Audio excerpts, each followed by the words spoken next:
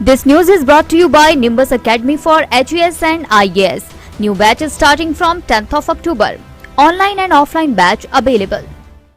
हिमाचल प्रदेश भाजपा के चुनाव सह प्रभारी देवेंद्र सिंह राणा ने धर्मशाला में प्रेस से बातचीत करते हुए कहा, आदर्श आचार संहिता लागू होने के बाद भाजपा के उम्मीदवारों की घोषणा कर दी जाएगी। साथ ही उन्होंने माना कि उपचुनावों में भाजपा की हार से सबक लेते हुए अब संगठन डटकर काम राज्य में कर रहा है। हिमाचल में इस बार रिवाज बदलेगा। उन्होंने कहा, 2014 में देश की आजादी के बाद पहली बार सशक्त नेतृत्व मिला है। देवेंद्र सिंह ने कहा, पीएम नरेंद्र मोदी मात्र देश के ही नहीं विश्व के बड़े नेता के रूप में जाने जाते हैं। उन्होंने कहा कि आर्थिक दृष्टि से भारत मजबूत हुआ है और विश्व में चौथे स्थान पर है। आदर्श आचार संहिता होने के बाद उम्मीदवारों की घोषणा कर दी जाएगी। लोगों ने इस बार रिवाज बदलने का मन बना लिया है और हमें पूरा यकीन है कि एक मर्तबा फिर यहाँ भाजपा की सरकार बनेगी और जो हिमाचल का रिवाज है कि हर 5 साल में बदलाव होता है, वो उत्तर प्रदेश और उत्तराखंड की तरह यहाँ पे भी रिवाज बदलेगा और एक मर्तबा फिर एक मजबूत डबल इंजन की सरकार यहाँ कायम होगी और पूर्ण बहुमत से और कंफर्टेबली सरकार बनेगी। क्योंकि सारा हिमाचल घूमने के बाद और लोगों से मिलने के बाद, लोगों से बातचीत करने के बाद और उनकी राय जानने के बाद एक लोगों में उमंग देखी कि वो चाहते हैं कि एक बार फिर यहाँ डबल इंजन की सरकार बने। हालात ऐसे हैं कि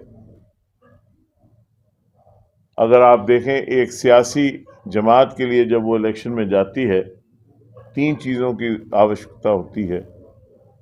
एक नेतृत्व, एक संगठन और कार्यकर्ता।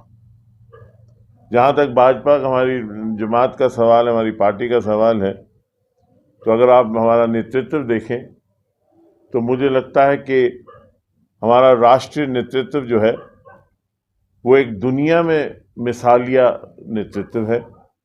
और यशस्वी प्रधानमंत्री माननीय नरेंद्र मोदी साहब ने 2014 से जिस महायज्ञ का रचना की है, ये राष्ट्र का महायज्ञ है जो भारत को आज विश्व गुरु बनाने की कगार पे ले आया है।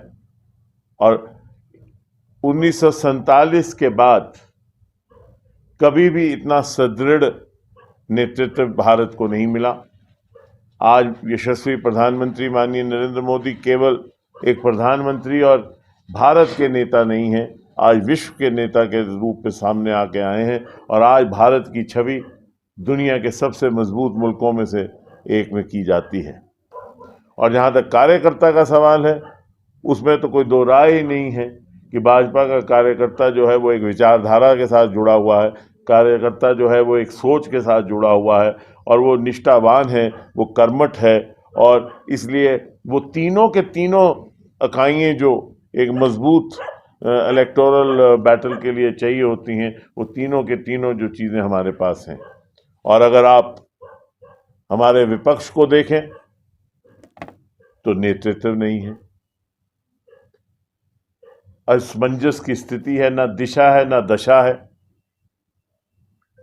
कोई भारत जोड़ रहा है, कोई भारत तोड़ रहा है, कोई दाएं जा रहा है, कोई बाएं जा रहा है। एक खलबली सी मची हुई है। और जहां तक संगठन का सवाल है तो जो प्रेसिडेंशियल इलेक्शन हो रही है उस पर जिस किस्म का तंत्र बिछाया गया है और जिस तरह से वो हुआ है वो आपके सामने है। और कार्यकर्ता क्या है, कार्यकर्ता तो हर जमात का जो है वो बेचारा मेहनती होता है, वो काम करता है, वो रोज़मर्रा की हीट एंड डस्ट को बर्दाश्त करता है। लेकिन मैं कार्यकर्ता के साथ सहानुभूति करता हूं, कांग्रेस के कार्यकर्ता के साथ, क्योंकि ना तो कोई जर्नैल है फौज का, ना कोई दिशा है, ना कोई दशा है। उनके पास एक सोच ही नहीं है।